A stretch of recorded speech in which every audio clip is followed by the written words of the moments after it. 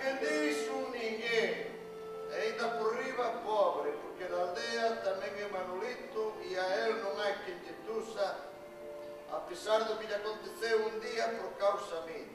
A fala que encontraron aquí era muito parecida con a deles. O pan trigo, felo deles. A broa mandou a facer. Era pa ti, o seu cá. O seu mellor amigo que tamén andaba na súa procura. Mas Balbino non pudo dormir máis, non pudo. A cabeza foise a caixinha, acordou, desvelouse e fora, xa cos ollos así. Nas escolas de antes, pelo menos nas escolas españolas, non se aprendería muitísima letra. Ora, música aprendíase, porque todo era cantado. A tábua de multiplicar.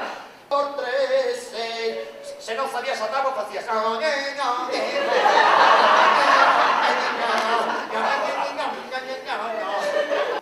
Dicían os veciños extrañados, tan boa memoria como ti tiñas, normal que se extrañasen os veciños, porque Balbino era un rapaz que gustaba da escola, gustaba muitísimo veces.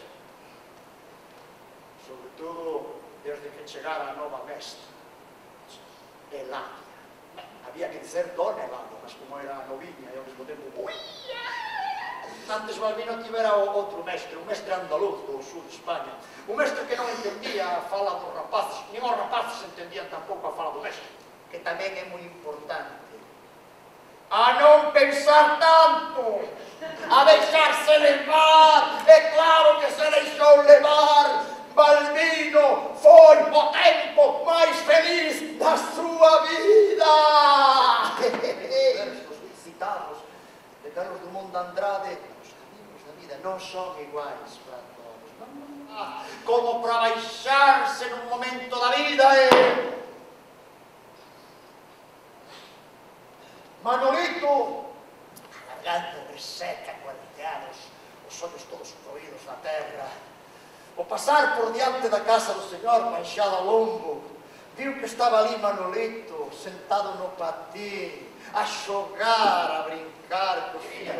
Ou quería e non podía, ou debería, pero non quería, eu que sei. O caso é que xa baixou, colleu unha pedra do camiño e...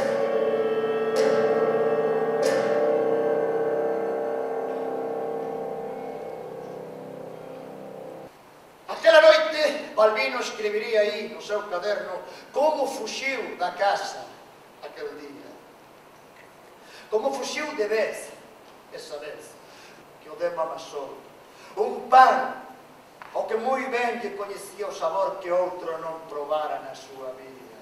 Un pan que a partir de agora, con 13 anos, que tería xa, estaba disposto a roer os seus propios dentes.